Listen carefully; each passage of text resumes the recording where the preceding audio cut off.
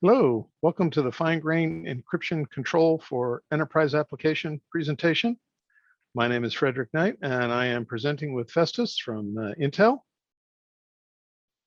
And we'll get started on our presentation.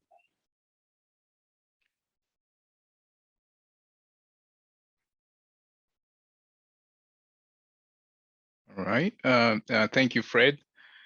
So for today's presentation, the first thing we're going to look at is, in general, how is data at rest protection is achieved today, and we're going to look at some of the limitations of the approaches that exist today, and we're going to look at some of the key properties that we want in the next generation technology or standards that specifies, or at least that try to specify how data at rest protection is achieved, right?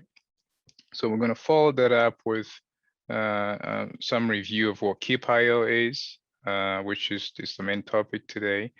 We're going to look at some of the properties of KPIO, or some of the key architectural elements of KPIO, the properties, and look at some of the applications, examples, things we can do with KPIO in general, what KPIO promises today.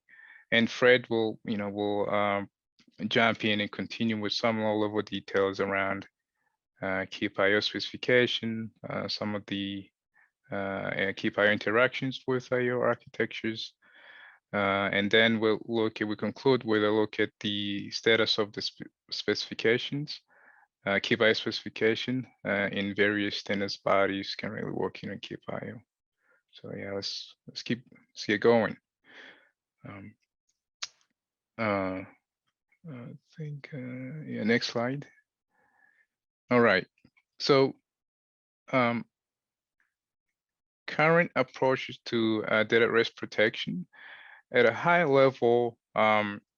This is achieved at a storage device level, right, where the host will send its data down to the storage device. It could be via some storage front end, and then the device will encrypt the data or decrypt the data at line speeds using some hardware acceleration on storage devices, and the encryption uses keys that are generated, managed by the storage device.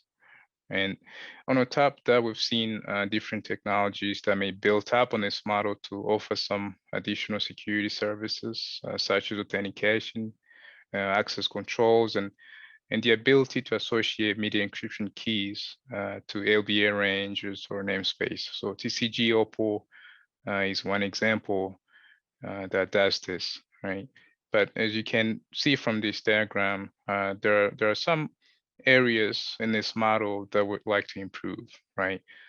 For instance, as you can see on the diagram, the encryption key, because the encryption key is tied to the device, this means that there's not a lot of flexibility in managing encrypted data across different storage objects. It also means that there's no way to represent encryption domains at a higher level storage object, higher than, say, LBA ranges or even storage devices themselves, right? So in TCG, we've been looking at this problem and thinking about how can we get better, how can we do better than this, and how can we add a little bit more flexibility on encryption control while still maintaining guarantees that data at rest protection, right? So some of the key properties that we'll be looking in the next generation or next standard of to achieve high assurance data protection includes, we'd want to be able, for instance, to associate encryption domains with higher level storage objects, right? We'd want to be able to not worry whether the storage devices are implementing, the key management using state-of-the-art practices. Also, we'd like to solve some of the for instance, risks that are associated with theft because, keys being on a device, invites this type of risk. But also would like to solve a class of physical attacks that generate directed at storage devices in order to extract the encryption keys and attempt to get access to user data. Go to next slide. So what are the requirements or the properties we look for next generation technology, or at least solution in this area, right? And as I say, we like to be able to encrypt at a higher level, right? At a higher level abstractions. Also, we'd like to be able to crypto erase at that level, or even at finer granular levels, right? And so that we can, an example, this will allow us to comply with tight regulations around individual rights to privacy. So being able to have finer controls around how we encrypt will start to get us to this point, right? So one of the the options we currently considering in TCG is the ability to encrypt for a host to specify encryption key for each IO to the storage device, right? So this tries to get us close to now the host is able to manage the encryption keys and so on.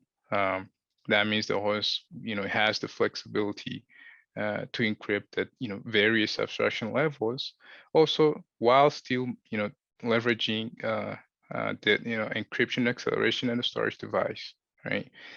This also obviously solves the problem of having to worry about the security of the keys on the device. It also, simplifies the commissioning process of various security audits, right?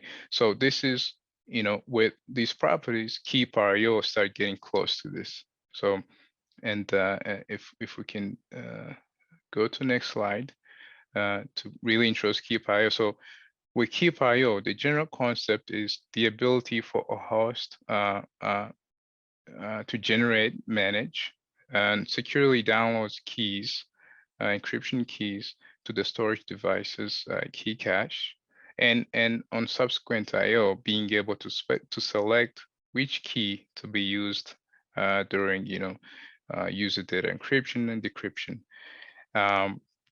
To select keys, your host will specify key tags that are associated with key, and you can think of key tags as an index into the key cache, into the storage device key cache. That could be associated with, namespace, for instance, right? So the media encryption keys that are, downloaded by the host into the device, obviously, with KPIO, they're encrypted with key encryption keys. This adds layer of authentication to this, but also it ensures that you have some the general confidentiality around this key provisioning, right? And the other key property of KPIO is that host may be able to specify to the storage device to store how to store the key encryption keys, but the media encryption keys should never be stored on non-volatile media, right? It should be only stored in the key cache where the device immediately lose access to them as soon as it loses power. So you can see that right there, solves the initial problems with that the host or platform doesn't need to worry about whether the device is implementing key management properly, as the lifecycle of the media encryption key is managed by the host. Also, the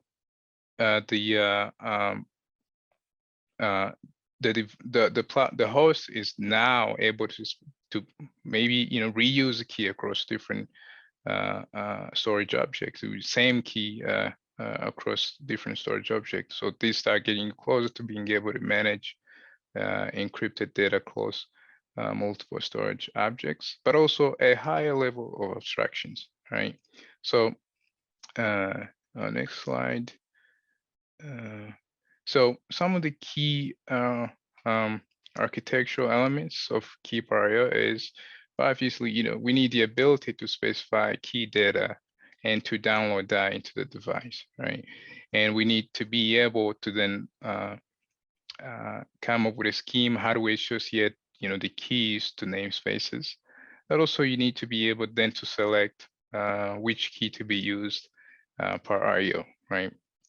So using NVMe as an example, as an example IO architecture, now you achieve the ability to inject media encryption keys, and the key encryption keys over NVMe admin path, where we can use TCG security send receive to implement this. Now to specify key data or even key transportation and some protocol level error handling, or even helping with request response handling and host synchronization. TCG looking into collaborating with KMIP, leveraging some the KMIP protocol, key object structures to be able to implement this. And then the last item is how do you specify the keys, and this is where we work with various IO architecture bodies such as NVMe to specify how do we specify key tags, how do we tell the device that we're sending down a key tag, right? Obviously, you still get your authentication, access controls tied to the management of key encryption keys, right?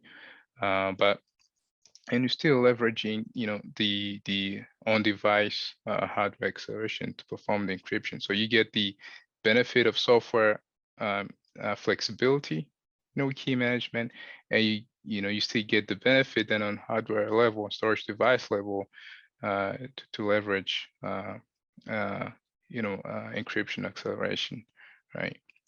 So, and really, to illustrate this, one example, I think I have an example on the next slide, showing an example application in today's storage systems. For instance, how does KPIO now allow you to do stuff like data at rest tenant isolation, right? So in this case, now each tenant may have their own keys. They can provision them to the storage device, and then select which key to use during IO. The storage front end now, it doesn't have to worry about where exactly it needs to store the data, because the keys are not managed by the storage object, but they're managed by the host, right? So now you can achieve isolation easily across distributed storage objects, and it also means you can erase at this higher level, higher granular levels that wasn't possible before, right? If you look at some of the technology that existed today, the closest you're gonna get is something like OPPO, but you're still limited with the contiguous nature requirement on at least the level which you encrypt, right? It's either LBA ranges or namespace. But here you can reuse same key across different namespace, across different storage objects. So I think, Fred, I think we're ready to get into some of the low-level details, and how and KPIO interactions with various IO architectures. Okay, thank you, Festus. So I'll be talking a little bit about some of the standards that are involved, the specifications, and what the interactions are, and how this would look at programming API level.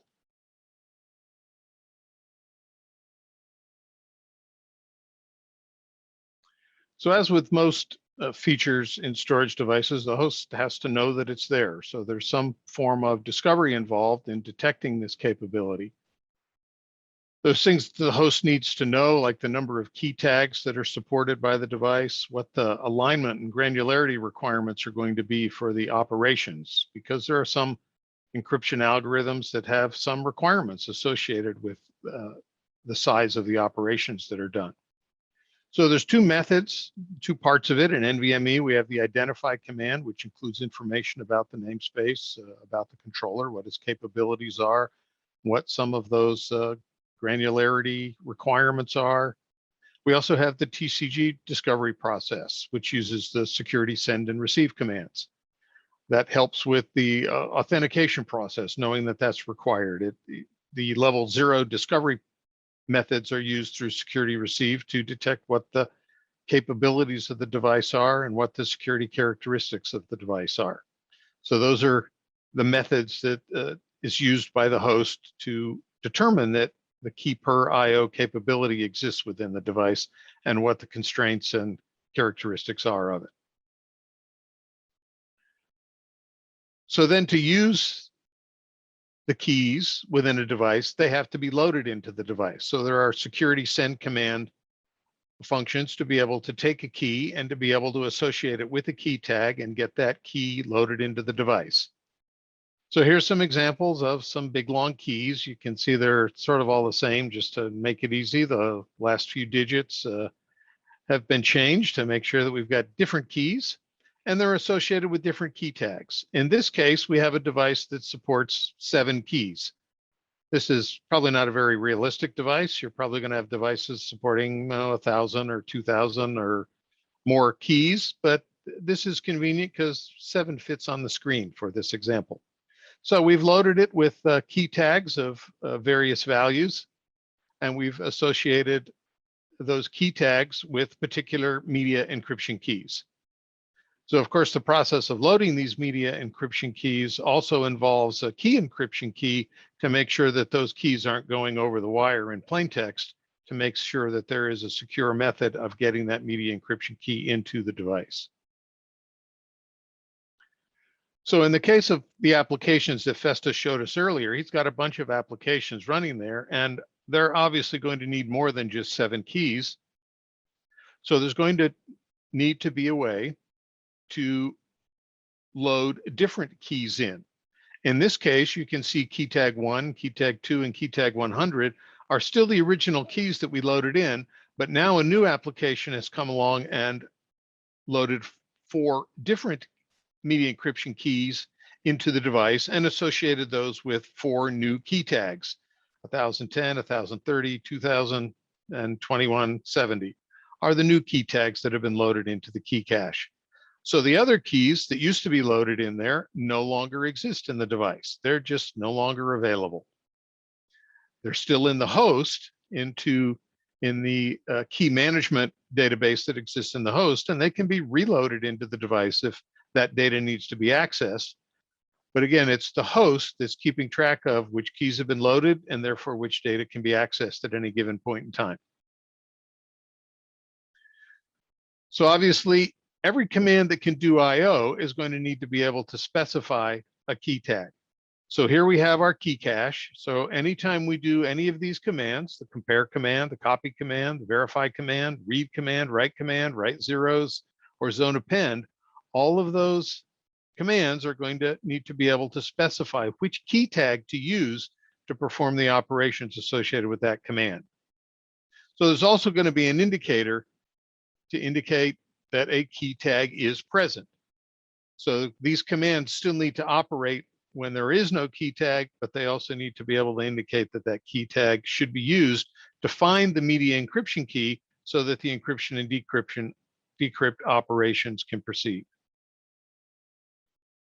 So here's an example taking this key cache where we issue a write command to LBA 100 for a length of 8 blocks and indicate we have a valid key tag coming in, and it's key tag number 1. And so the device now is able to use the media encryption key associated with key tag number 1. We issue another write command to LBA 200 for a length of 16 blocks and use key tag 100 to encrypt that data. Then we want to retrieve some of our data, so we access through a read command, LBA 100, and we read all 8 of those blocks, and we tell it again, key tag 1 is being used so that the correct media encryption key can be used to decrypt the data and get us our data back. Well, now we're going to see an example where the host makes a mistake. It tries to read LBA 200, it wants to read all 16 blocks, but it tells the device to use key tag 1. So in this case, that's not the correct media encryption key for the data that was sent to those blocks. So the decryption is going to has a couple of options at this point, and this is part of what we're still working on in the standard, is what happens with that data. Well, if you use the wrong media encryption key, it's going to return garbage. That's one of the choices. It also could end up getting an error back, and how that error gets detected, whether or not the device knows there's an incorrect key, or whether the encryption algorithm happened to include the CRC for the data that was stored, so that CRC comes back and is now incorrect. There's many different choices that we have there as part of the standardization process.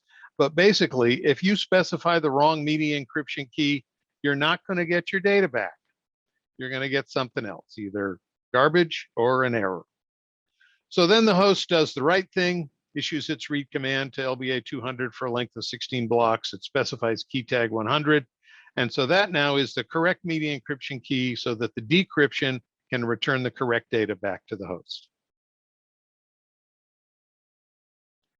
So what does this mean in terms of the TCG specification? Well, in the security send and receive commands, all of the methods for transferring these media encryption keys back and forth between the device and the host we must have ways to do that. So the authentication mechanisms have to be there to make sure that we know the host that we're talking to, the device we're talking to, agree that they should be talking to each other and they know who each other is. We have the discovery processes we talked about earlier. We have the way to load a key to be able to establish the association between the media encryption key and the media, the key tag and the media encryption key, to be able to get that association established. We also have to remove the keys to be able to make that device and make those LBAs inaccessible that were written with that particular key, or to replace a key tag with a new media encryption key. We've also got to be able to deal with the key encryption keys to make sure that this information is getting between the host and the device securely. So we also want to make sure that we can securely purge the entire key cache to make sure that all that data goes away, or all of the data associated with the media encryption keys, so that that data cannot be accessed, because the media encryption keys are not stored in the device. They're only there in a volatile cache. So we also want to specify within TCG which types of encryption and decryption algorithms are allowed or can be supported. We want to make sure that we don't have any of the older obsolete algorithms that we know shouldn't be used. We want to make sure that it's the latest and greatest and algorithms that can be performed well in hardware to keep that data secure. So what does the host have to do? So to use this capability, the host must manage the full life cycle of the keys. Everything that is associated with creation of the media encryption keys, with managing that key, remembering what data is associated with that key, getting that key into the device, and associating that with a key tag, so that all of the IOs that need to use that media encryption key use the correct key tag. So that association and the responsibility for using the correct key tag is on the host. That's up to the applications and the device drivers to coordinate all of that. The host is responsible to make sure that the incorrect key is not used.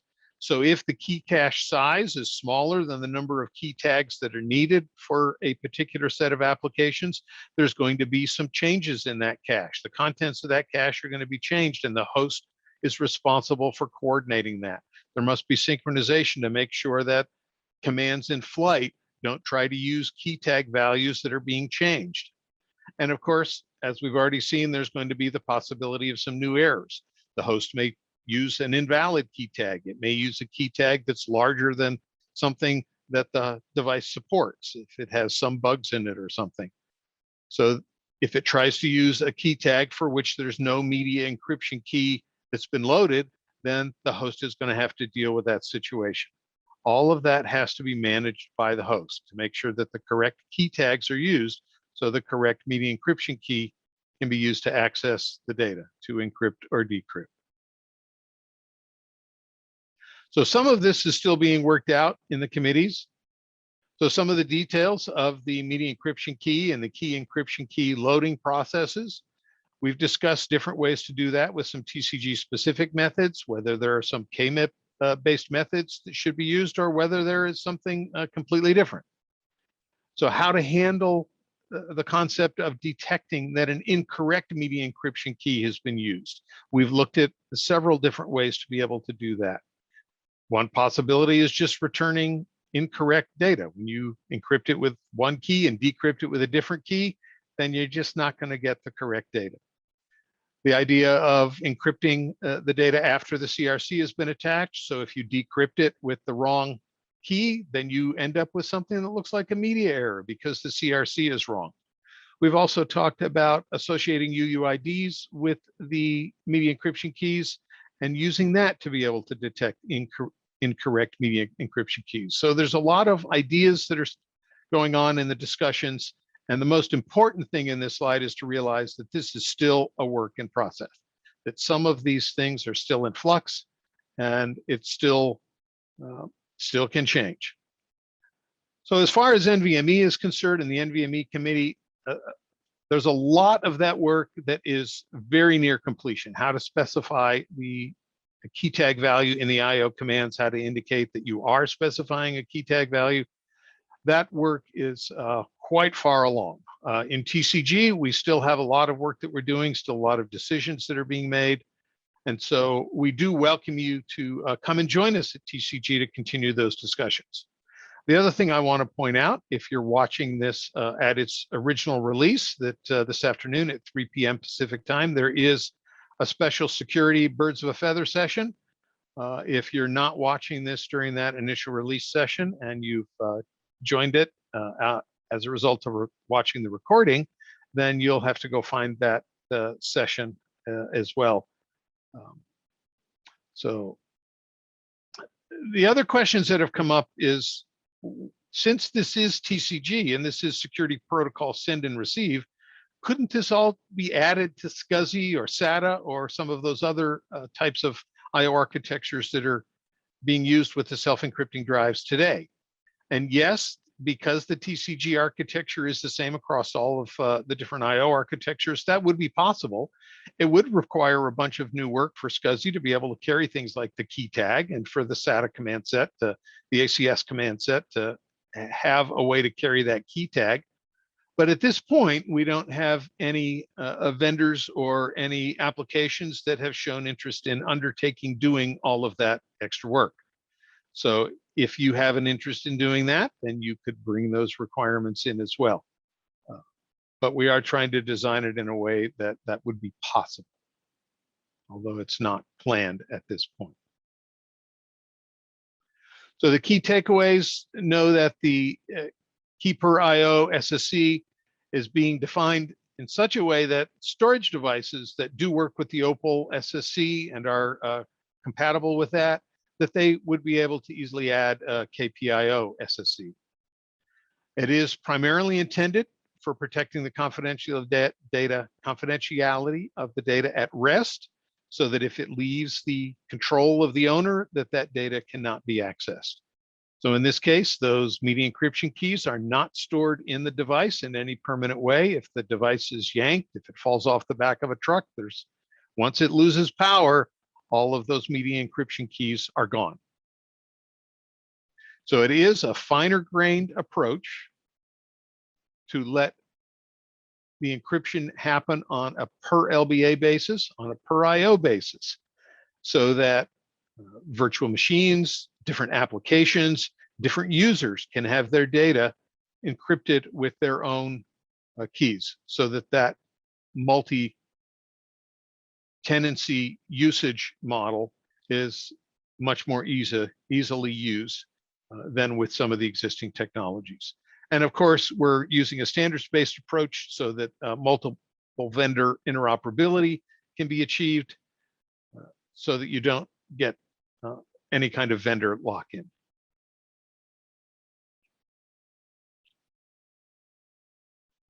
So we do hope that you've enjoyed this session. We do have a rating system that will be talked about. And so we hope that you'll enjoy some of the other sessions here at SDC this week, or for those of you that have joined the recorded sessions later on. Thank you. Thanks.